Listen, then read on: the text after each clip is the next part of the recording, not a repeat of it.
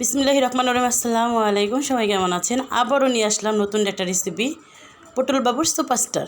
এই যে পটলগুলোকে আমি উপর দিয়ে ছিলকাগুলো ভালো করে চাকু দিয়ে চেঁচে নিয়েছি, কারণ এটাকে ছিলা যাবে না। এই রেসিপিটার একটাই গুণ হয়েছে যে এটাকে ছিললে ভালো লাগবে না, কারণ উপর দিয়ে ছিলতে হবে। তারপরে এরকম একটা কাঠির সাহায্যের, লোহার যে কোনো একটা চিকন কিছু দিয়ে ভিতর থেকে আমি এটাকে কুড়ে ভিতরে বিচিগুলো বের করে নিয়ে আসছি।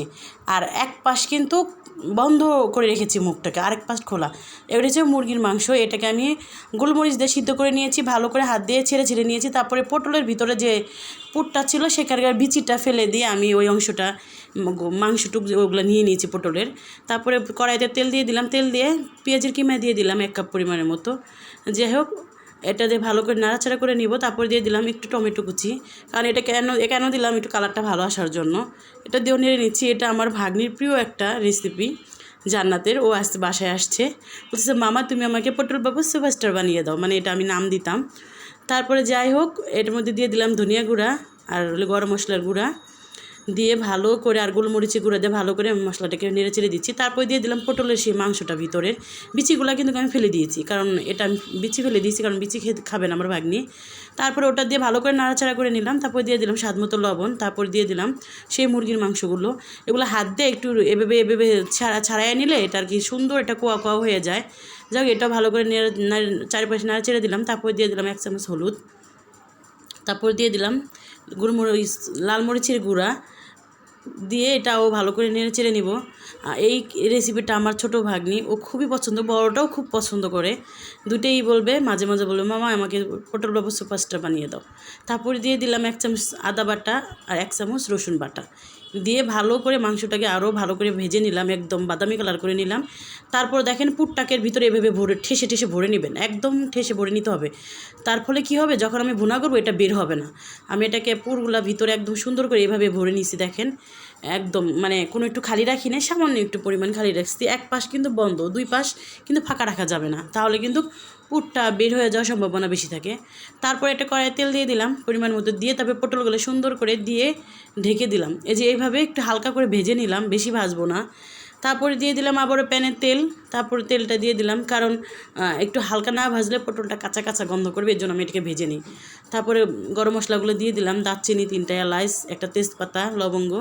তারপরে পেঁয়াজ কিমা দিয়ে দিলাম, দিয়ে ভালো করে নাড়াচড়ে আমি যে পটলটা ভাজছিলাম সেই তেলগুলা ছিল সেটাও আমি দিয়ে দিলাম, কারণ তেল নষ্ট করার কোনো কারণ নেই, যেহেতু এটা মাত্র পটলটা ভেজে নিয়েছি। তারপরে দিয়ে দিলাম একটা টমেটো কুচি, দিয়ে দিলাম লবণটা দিলাম এর জন্যই, কারণ এটা যেন তাড়াতাড়ি একটু মজে যায় এর জন্য।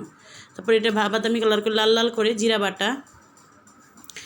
বাটা দিয়ে দিলাম, কারণ এটা মানে এটা একবার যারা পটল খাওয়া পছন্দ করে না তারা এইভাবে একটু রান্না করে অবশ্যই ট্রাই করবেন, দেখবেন কতটা মজা হয়। এটা আসলে অন্যরকম একটা টেস্ট। যাই হোক, 2 চামচ আদা বাটা, 2 চামচ জিরা বাটা, 2 চামচ রসুন বাটা দিয়ে দিলাম, দিয়ে ভালো করে এটাকে নেড়ে চেড়ে নিচ্ছি। তারপরে হলুদের গুঁড়ো দিয়ে দিলাম। আর কী করবো, ভাগ্নিদের বলো, আমার তো 2টা ভাগ্নি, আমার তো কোনো ভাগ্নি ঠাগ্নি নাই, ভাগনাও নাই, জাস্ট ওরা 2জনই। ওদের কথা তো একদম ফেলতে পারি না, অনেক দিন পর ছোটোটা আসে, ওর খাবারগুলো খুবই পছন্দ করে। তারপর দিয়ে দিলাম হলুদ মরিচ গুঁড়া, ধনিয়া গুঁড়া, তারপরে গরম মশলা গুঁড়া দিয়েছি আমি 2 চামচ, এটাকে একটু বেশি দিচ্ছি। তারপরে পরিমাণ মতো পানি দিয়ে কষাতে বসিয়ে দিলাম আর ঢাকনা দিয়ে ঢেকে দিলাম।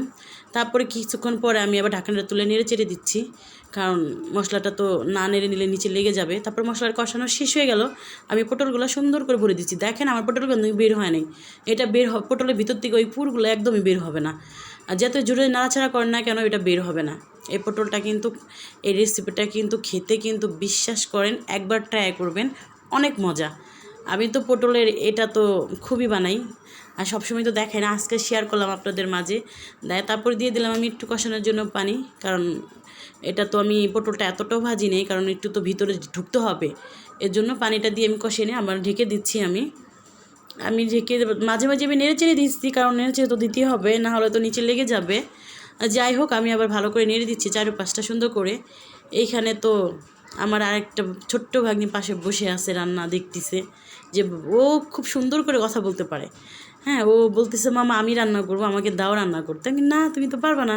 না, আমি পারবো। তারপরে আমি পরিমাণ মতো কষানো শেষ, পরিমাণ মতো ঝোল দিয়ে দিলাম।